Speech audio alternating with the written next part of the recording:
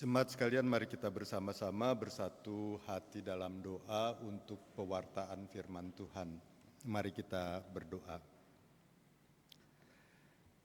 Dalam kesempatan kami beribadah kepadamu ya Tuhan, kami selalu mendapat kesempatan untuk membaca dan merenungkan firman-Mu.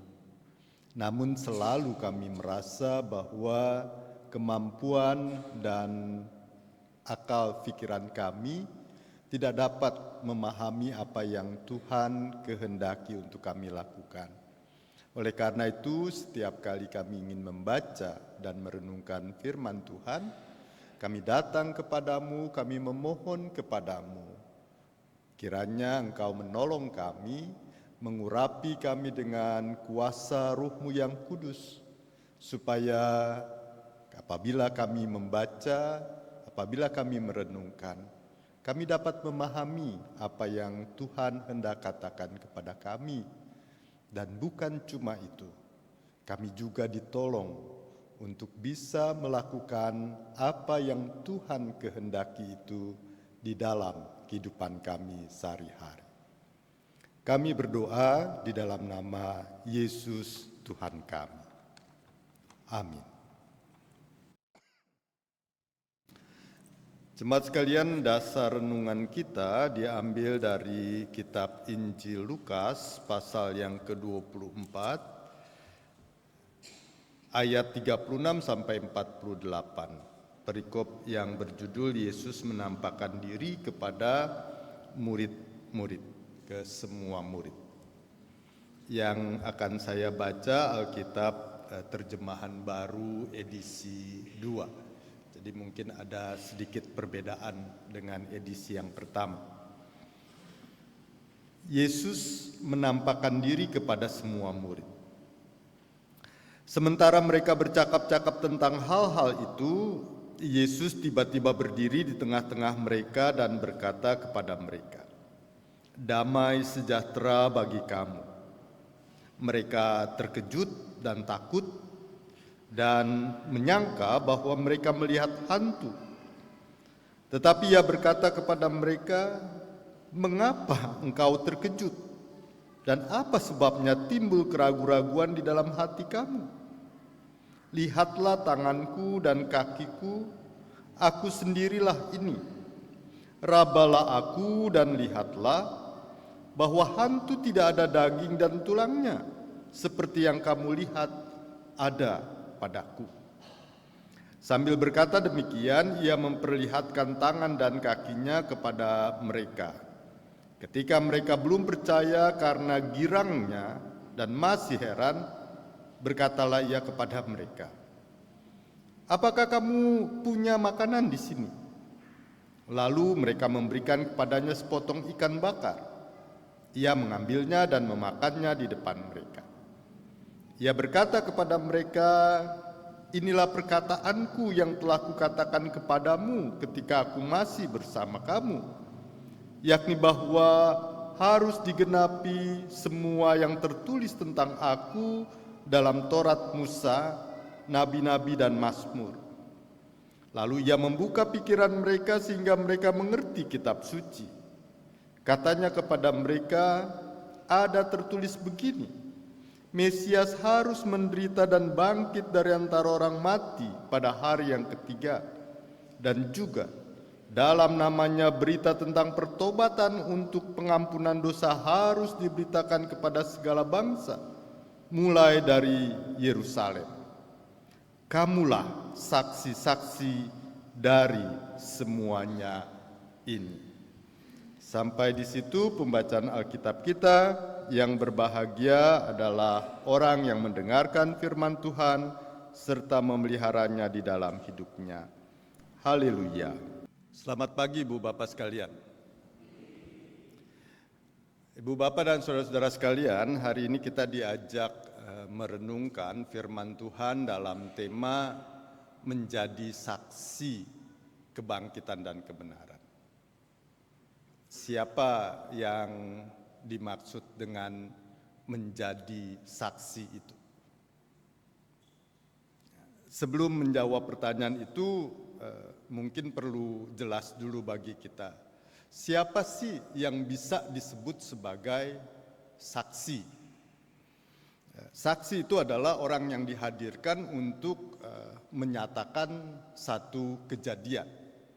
Dan orang yang bisa menjadi saksi adalah orang yang terlibat langsung dalam kejadian yang ingin disaksikan itu. Misalnya kalau ada kecelakaan, maka yang bisa menjadi saksi itu adalah orang yang terlibat. Kecelakaan mobil, siapa yang nabrak, siapa yang ditabrak, dan juga orang-orang yang secara langsung melihat kejadian itu. Tidak mungkin seorang saksi itu hanya berkata, oh saya dengar dari orang lain, saya lihat dari YouTube, dari tayangan. Dia tidak akan pernah bisa jadi saksi. Saksi itu adalah orang yang terlibat secara langsung dalam sebuah peristiwa. Jadi siapa yang menjadi saksi kebangkitan Yesus?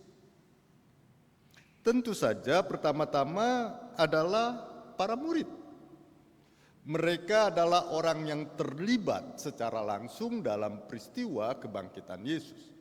Mereka melihat bagaimana Yesus mati, bagaimana Yesus disalibkan, bagaimana Yesus dikuburkan, dan mereka bertemu dengan Yesus.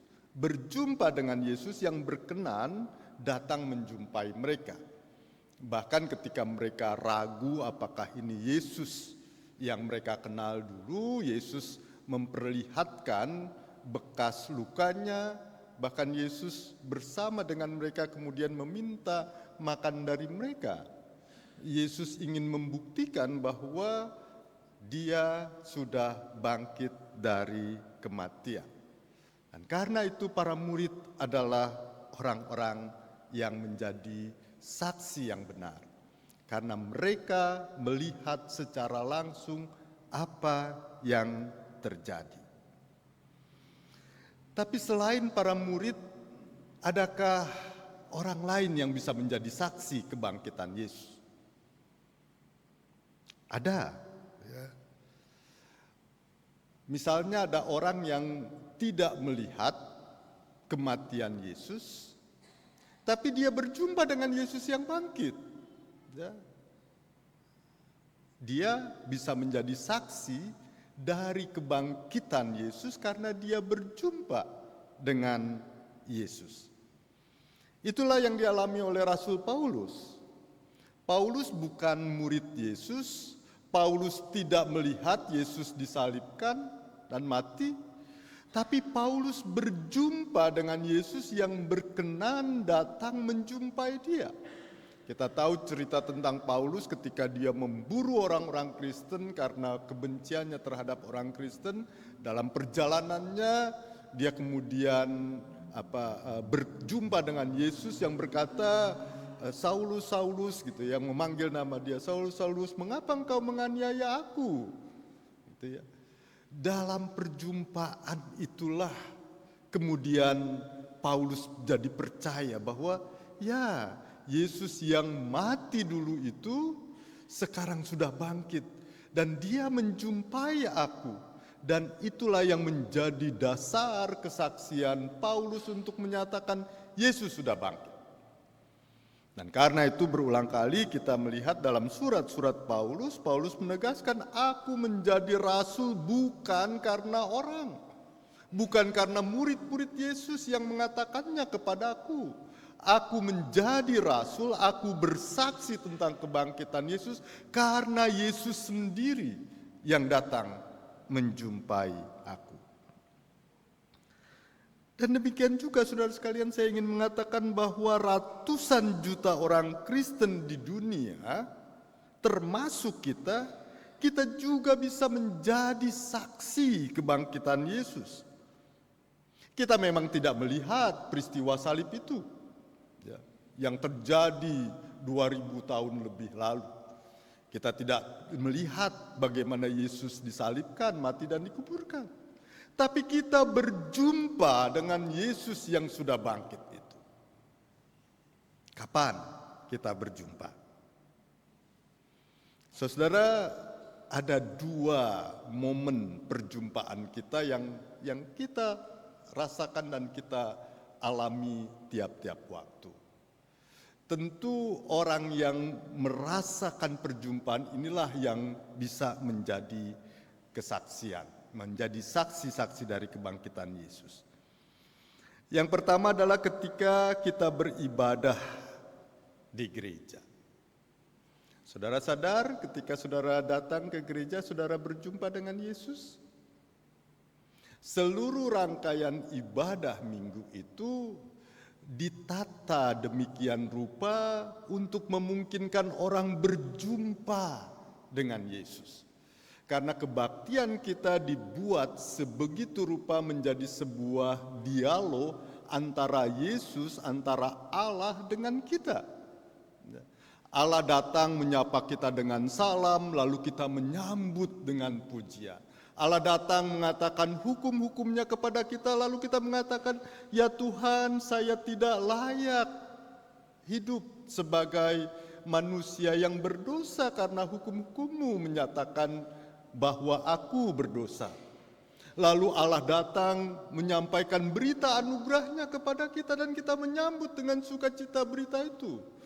Allah menyatakan kehendaknya melalui firman, lalu kita mengatakan, ya saya mengakui Engkau ya Tuhan dalam pengakuan iman. Saya ingin berbakti kepadamu, saya ingin mengucap syukur kepadamu dengan memberikan persembahan. Saya ingin hidup bersama dengan Engkau, mengikuti Engkau seperti yang kita nyatakan dalam syafaat kita. Allah kemudian memberkati kita dan mengutus kita untuk pergi ke dalam kehidupan, melakukan apa yang kita dengar dan kita lakukan di kebaktian ini. Dan kita keluar dari ruang ini dengan misi bahwa apa yang saya dengar, apa yang saksikan dalam perjumpaan saya dengan Allah itu, itulah yang akan saya wartakan dalam kehidupan saya melalui sikap dan perkataan saya. Jadi Bu Bapak sekalian, dengan mengatakan itu saya ingin menegaskan bahwa kita adalah saksi-saksi kebangkitan Yesus karena kita berjumpa dengan Yesus dalam kebaktian-kebaktian kita. Dan karena itulah kebaktian kita tidak berhenti pada saat kita selesai kebaktian di tempat ini. Sebab apa yang kita dapatkan, apa yang kita alami, apa yang kita rasakan dalam perjumpaan dengan Yesus, itulah yang akan kita wartakan dalam kehidupan kita. Karena itu ada orang yang mengatakan ibadah ritual di gereja itu harus diteruskan dengan ibadah personal dalam kehidupan sehari-hari. Ibadah seremonial yang kita lakukan di gereja harus diteruskan dalam ibadah substansial dalam kehidupan kita sehari-hari. Karena itu Paulus mengatakan, persembahkanlah seluruh hidupmu sebagai ibadah. Ibadah dalam arti kesaksian, kita menjadi saksi. Demikian juga saudara sekalian, tentu pengalaman perjumpaan kita dengan Yesus tidak terbatas pada saat kita kebaktian di gereja. Dalam kehidupan sehari-hari ketika kita merasakan bagaimana Tuhan menolong saya, bagaimana Tuhan memelihara saya, bagaimana Tuhan membantu saya, bagaimana Tuhan menguatkan saya dalam pergumulan saya, maka itu adalah pengalaman perjumpaan kita dengan Yesus dan ia menjadi dasar dari kesaksian kita kepada orang lain tentang Yesus yang maha baik itu. Ada seorang ibu yang yang sangat lugu yang pernah bertemu dengan saya, datang malam-malam, nggak ada yang nganter, padahal ibu ini sudah cukup tua. Lalu saya tanya, Bu, nggak takut jalan sendirian malam-malam gini? Lalu dengan polos dia mengatakan, enggak Pak Pendeta, saya nggak sendiri, saya ditemani oleh Tuhan Yesus. Ya, itu pengalaman dia, itu kesaksian dia bahwa dia bertemu dengan Yesus yang bangkit. Ya, dia mengalami penyertaan Yesus. Dia mengalami perjumpaan dengan Yesus. Jadi kembali ke pertanyaan tadi, siapa yang menjadi saksi kebangkitan Yesus? Kita. kita menjadi saksi kebangkitan Yesus. Tentu kita menjadi saksi bukan karena kita tahu melihat peristiwa 2000 tahun lalu. Kita menjadi saksi karena perjumpaan kita, karena pertemuan kita dengan Yesus. Dan karena itu kesaksian kita, kesaksian karena apa yang kita alami. Tentu kalau orang yang hanya datang ke gereja, ikutin sebagai sebuah ritual, tidak merasakan kehadiran Yesus, tidak berjumpa dengan Yesus, tidak berdialog dengan Yesus, atau yang dalam kehidupannya tidak pernah merasakan kehadiran Yesus, mana mungkin dia bisa bersaksi? Ya. Kesaksiannya bukan kesaksian yang benar kalau dia mengatakan, oh pendeta bilang begini, oh Alkitab bilang begitu, tapi dia tidak merasakan itu. Oh ada pendeta di YouTube yang bilang seperti ini. Itu bukan kesaksian, ya. Karena dia hanya mengatakan apa yang dikatakan oleh orang. Kesaksian yang benar adalah kesaksian yang berdasarkan pengalaman. Sebab ingat, siapa yang bisa menjadi saksi? Yang menjadi saksi adalah orang yang terlibat secara langsung. Kalau kita tidak berjumpa secara pribadi dengan Yesus, maka kita tidak akan pernah bisa menjadi saksi. Selamat menjadi saksi yang benar. Tuhan senantiasa menolong dan menyertai saudara. Amin.